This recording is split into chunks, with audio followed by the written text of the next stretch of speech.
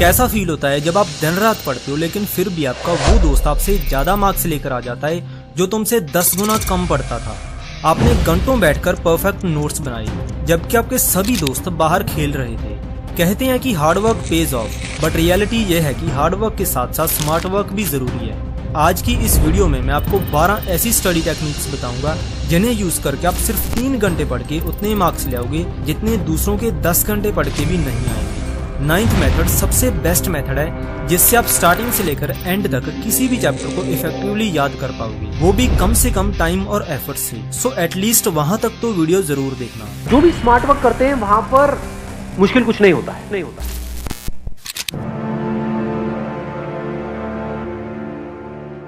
Suppose ये 2 students एक दिन में 6 घंटे सेल्फ स्टडी करते थे। दोनों इक्वल टाइम के लिए स्टडी करते थे, लेकिन फिर भी इन दोनों के मार्क्स में जमीन आसमान का फर्क था।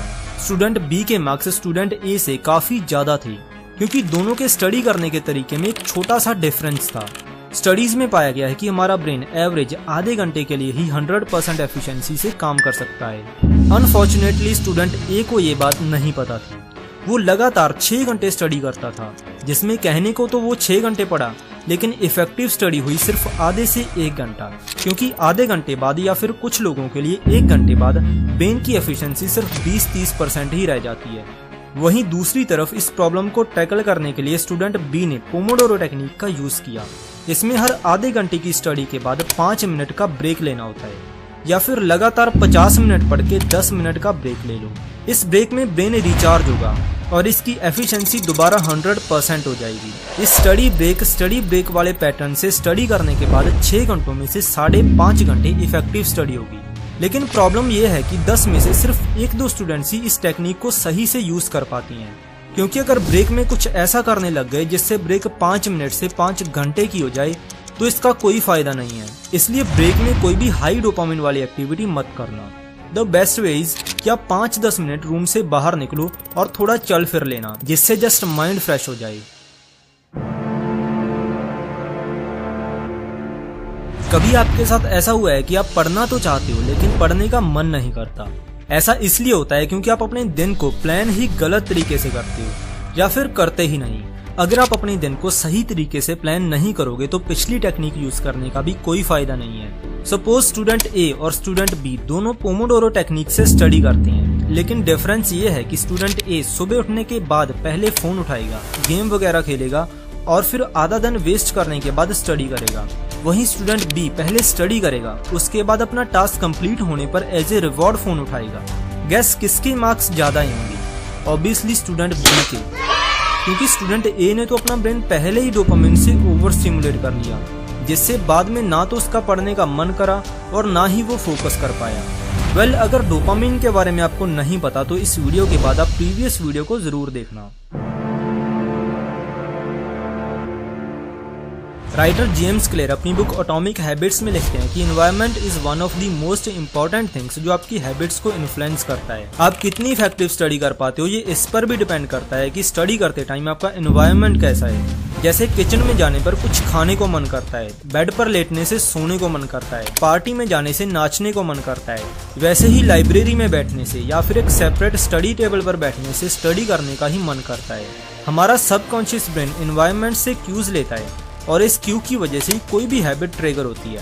इसलिए आपको अपने ब्रेन को ट्रेन करना होगा कि स्टडी करते टाइम आप हमेशा स्टडी टेबल पर बैठकर ही स्टडी करो। कहने का पॉइंट यह है कि स्टडी के लिए एक सेपरेट प्लेस होनी चाहिए। ऐसा नहीं है कि वहीं पर बैठकर स्टडी कर रहे हो और वहीं पर खा रहे हो और वहीं पर फोन देख रहे हो।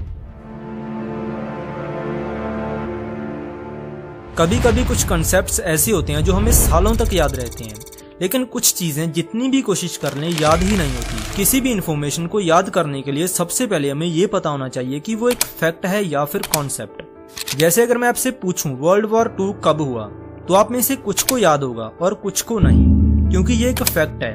वेयर एज अगर आपको पूरा कॉन्सेप्ट आता हो, यानी वर्ल्ड वॉर 2 कैसे हुआ, क्यों हुआ और किसने स्टार्ट किया, तो फैक्ट भी इजिली याद हो जाएंगे। फॉर एग्जाम्पल वर्ल्ड वॉर 1 खत्म होने के बाद 1919 में ट्रीटी ऑफ वर्साइलेस साइन हुई। On the 28th of June 1919, the Treaty of Versailles was signed.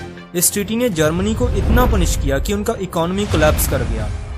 फिर एक एक्सट्रीमिस्ट सोच वाले लड़के अडोल्फ हिटलर ने अपने देश को संभालने का जिम्मा लिया। That I have walked, that I have advocated for you in these years. I have spent my time in service of my people. लेकिन हिटलर ने वो तरीका अपनाया जो किसी ने सोचा भी नहीं था। हिटलर ने पोलैंड पर अटैक कर दिया। बस यही अटैक वर्ल्ड वॉर 2 का स्टार्टिंग पॉइंट बना और 1939 में वर्ल्ड वॉर 2 स्टार्ट हुई, जो कि 1945 तक चली। अब अगर आपको कॉन्सेप्ट समझ में आया कि ये वॉर कैसे स्टार्ट हुआ, तो 1939 का ईयर हमेशा याद रहेगा। फैक्ट्स बिल्कुल यूजलेस हैं अगर आपको कॉन्सेप्ट्स नहीं पता। फैक्ट्स मीनिंगफुल तभी होंगे अगर उससे रिलेटेड कॉन्सेप्ट पता होगा। फॉर एग्जाम्पल, अब मैं एक एक करके 13 लेटर्स बोलूंगा। मेरे रुकने पर आपको सेम ऑर्डर में ये 13 लेटर्स याद करके बोलने होंगे। So ready?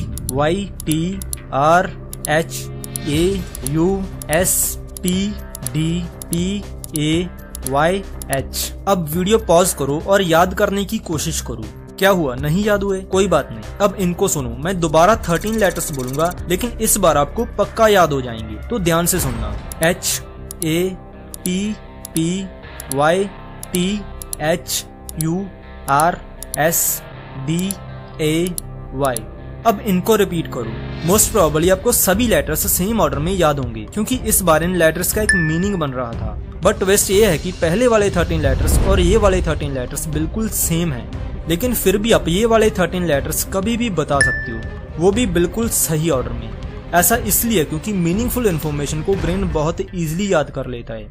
हमारा शॉर्ट टर्म मेमोरी स्पैन सिर्फ 5 से 9 लेटर्स का ही होता है, लेकिन फिर भी आपने 13 लेटर्स याद कर लिए, क्योंकि इन 13 लेटर्स का कोई मीनिंग था जो ब्रेन को पहले से ही पता था। फैक्ट्स मीनिंगलेस होती हैं। फैक्ट्स को मीनिंगफुल बनाने के लिए उससे रिलेटेड कॉन्सेप्ट को समझना होगा। इसलिए हमेशा किसी भी चीज को याद करने से पहले उससे रिलेटेड कॉन्सेप्ट्स को समझो। Most of the students study करते टाइम सुपरफिशियल थिंकिंग करते हैं, जिसकी वजह से कुछ भी अच्छे से याद नहीं होता। लेकिन ये सुपरफिशियल थिंकिंग है क्या? एग्जाम्पल से समझो। एक स्टडी में स्टूडेंट्स के 2 ग्रुप्स बनाए। ग्रुप ए को क्वेश्चंस पूछे गए, जैसे एलिफेंट वर्ड में कितने वॉवल्स हैं। वॉवल्स आपको पता ही है, A-E-I-O-U होते हैं, तो इन वर्ड्स में कितने वॉवल्स हैं ये इनको बताने हैं। इनका आंसर ढूंढते टाइम ये स्टूडेंट्स सिर्फ वर्ड के लेटर्स के बारे में सोच रहे थे, ना कि वर्ड के एक्चुअल मीनिंग के बारे में। यही होती है सुपरफिशियल थिंकिंग। ग्रुप बी के स्टूडेंट से पूछा गया, इनमें से कौन सी चीज का साइज ज्यादा है, तो उनके ब्रेन में आंसर ढूंढते टाइम उस चीज की एक्चुअल पिक्चर आई और उनका एक्चुअल मीनिंग पता चला। थोड़े टाइम बाद जब उनसे वो सारे वर्ड्स बताने को कहा गया, तो ग्रुप ए के स्टूडेंट्स ने 30 में से सिर्फ 5 वर्ड्स ही बताए, लेकिन ग्रुप बी के स्टूडेंट्स को 10 वर्ड्स याद थे, यानी ग्रुप ए से डबल। जब आप स्टडी करते टाइम डेफिनेशंस रीड करते हो और एक्चुअल कॉन्सेप्ट को समझने की कोशिश नहीं करते, तो आप सुपरफिशियल थिंकिंग कर रहे होते हो। इसलिए इस तरीके से कभी भी स्टडी मत करना। किसी भी इंफॉर्मेशन को याद करने के लिए रिकलेक्शन इंपॉर्टेंट है। रिकॉग्निशन से हमें लगता है कि ये चीज हमें याद है, लेकिन एक्चुअल में नहीं होती। जब आप किसी भी चैप्टर को पढ़ रहे होते हो, फिर चाहे लेक्चर देखो या बुक से रीड करो, आप इन्फॉर्मेशन को सिर्फ रिकॉग्नाइज करते हो। कभी आपको लगा जब आप अपने नोट्स लेकर रिवीजन स्टार्ट करते हो, तो हर चीज देखने पर ऐसा लगता है कि ये भी आता है और ये भी आता है, लेकिन नोटबुक बंद करते ही सब ब्लैंक, कुछ याद नहीं होता, क्योंकि आपका ब्रेन उस इन्फॉर्मेशन को देखने पर उसे रिकॉग्नाइज कर रहा था कि हाँ ये तो मैंने पहले भी पढ़ा है, लेकिन ब्रेन में स्टोर कुछ नहीं हो रहा। लॉन्ग टर्म मेमोरी में इन्फॉर्मेशन को स्टोर करने के लिए रिकॉग्निशन की बजाय रिकलेक्शन करनी होगी। लेकिन कैसे? नेक्स्ट मेथड का यूज करके। किसी भी कॉन्सेप्ट को याद करना हो तो बचपन से लेकर आज तक स्कूल में हमें एक ही तरीका सिखाया गया है, रोट मेमोराइजेशन, मतलब रट्टा लगाना। लेकिन ये बिल्कुल भी इफेक्टिव नहीं है। पढ़ा हुआ लंबे समय तक याद रखना है तो एक्टिव रिकॉल मेथड सबसे इफेक्टिव मेथड है। एक्टिव रिकॉल में हम इंफॉर्मेशन को रिकॉग्नाइज नहीं बल्कि ब्रेन में से रिट्रीव यानी रिकलेक्ट करते हैं। किसी भी कंसेप्ट को पढ़ने के बाद आपको ब्रेन में ही याद करना है कि आपने क्या क्या पढ़ा। सेम रिवीजन के बाद भी और लेक्चर देखने के बाद भी ब्रेन में सब कुछ सोचो। अगर ऐसे आपने सब याद कर लिया तो 100% एग्जाम में भी वो कंसेप्ट याद रहेगा, क्योंकि एग्जाम में हम बुक या नोटबुक से देखकर आंसर नहीं लिखते बल्कि अपने ब्रेन में से ही कॉन्सेप्ट्स को रिट्रीव करते हैं। सपोज आपने सभी अच्छी स्टडी टेक्निक्स को यूज करके पढ़ाई की, लेकिन ये सब वेस्ट है अगर आपकी स्लीप खराब हुई। Most of the students sleep को अंडर एस्टिमेट करते हैं, लेकिन स्लीप एक सबसे बड़ा फैक्टर है जिससे कोई भी इंफॉर्मेशन आपकी परमानेंट मेमोरी में स्टोर होगी। जैसे अगर आज आपने ये चैप्टर पढ़ा तो ये जाएगा ट्रांजिटरी लॉन्ग टर्म मेमोरी में। ये इन्फॉर्मेशन ब्रेन की परमानेंट मेमोरी में तभी स्टोर होगी अगर आप 7 से 8 घंटों की स्लीप लोगे, क्योंकि इन्फॉर्मेशन का परमानेंट मेमोरी में स्टोर होने का प्रोसेस डिपेंड करता है रैपिड आई मूवमेंट स्लीप पर, जो कि सोने के लगभग 1.5 घंटे बाद स्टार्ट होती है। सो अच्छी स्टडी के साथ साथ अच्छी स्लीप का होना भी बहुत जरूरी है। हमें ये तो पता चल गया कि कॉन्सेप्ट्स को समझना सबसे जरूरी चीज है, लेकिन आपको कॉन्सेप्ट्स समझ में कैसे आएंगे? कॉन्सेप्ट्स को इजीली समझने के लिए आप फेनमैन टेक्निक का यूज करोगे। इसके अकॉर्डिंग आपने जो भी पढ़ा है उसे किसी दूसरे को समझाना होगा, और कुछ इस तरीके से समझाना जैसे आप किसी 5 साल के बच्चे को पढ़ा रहे हो, क्योंकि आप दूसरे को कोई कंसेप्ट तभी समझा सकते हो जब आपको खुद को वो 100% क्लियर होगा। जिस भी पॉइंट पर आप अटको तो समझ जाना आपको खुद को ही वो चीज समझ नहीं आई। इस मेथड की खास बात यह है कि दूसरे को समझाते टाइम आप खुद भी एक्टिव लर्निंग कर रहे होते हो। अगर दूसरे को नहीं समझा सकते तो खुद को समझाओ, खुद से ही बात करो। SQ3R one of the best study method है। SQ3R की फुल फॉर्म है survey, question, read, recite and review. जब कोई भी चैप्टर स्टार्ट करो तो बुक उठाकर पहले सर्वे करना है, मतलब पूरे चैप्टर का जल्दी से ओवरव्यू लेना है, और हेडिंग्स, सब हेडिंग्स एंड डायग्राम्स को देखो। इससे आपको आइडिया मिल जाएगा कि चैप्टर किस बारे में है। उसके बाद आपने ब्रेन में उससे रिलेटेड क्वेश्चंस फॉर्म करने हैं। ये दोनों चीजें करने के बाद ब्रेन में आंसर्स ढूंढने की क्यूरियोसिटी होगी। जब किसी चीज का आंसर ढूंढने की क्यूरियोसिटी होती है तो ब्रेन उस चीज को ज्यादा जल्दी ग्रैब करता है। सर्वे और क्वेश्चंस फॉर्म करने के बाद आप चैप्टर रीड करना स्टार्ट करोगे। उन क्वेश्चंस की वजह से ब्रेन में ऑटोमेटिकली सर्च मैकेनिज्म स्टार्ट हो जाएगा और आप ज्यादा इफेक्टिवली इंफॉर्मेशन को कंज्यूम कर पाओगे। फिर थर्ड स्टेप है रिसाइट, यानी एक्टिव रिकॉल। जो पढ़ा है उसे रिकॉल करो। एट लास्ट बारी आती है रिव्यू की। रिव्यू का मतलब है पढ़ा हुआ कुछ दिनों बाद फिर से रिवाइज करना। स्टडीज के अकॉर्डिंग किसी भी इंफॉर्मेशन को टेम्परेरी मेमोरी से परमानेंट मेमोरी में स्टोर करने के लिए उसे 7 बार देखना पड़ेगा। बट इतने सारे चैप्टर्स और इतने सारे सब्जेक्ट्स कोई भी 7 बार छोड़ो 1 बार भी मुश्किल से रिवाइज करता है। लेकिन स्पेस्ड रेपिटेशन बेस्ट मेथड है, जिससे आप नया सिलेबस करने के साथ साथ पुराना भी इफेक्टिवली रिवाइज कर पाओगे। चैप्टर कंप्लीट करने के बाद अगले दिन ही उसे रिवाइज करो, फिर 3-4 दिन बाद दूसरी रिवीजन और 10-12 दिन बाद तीसरी।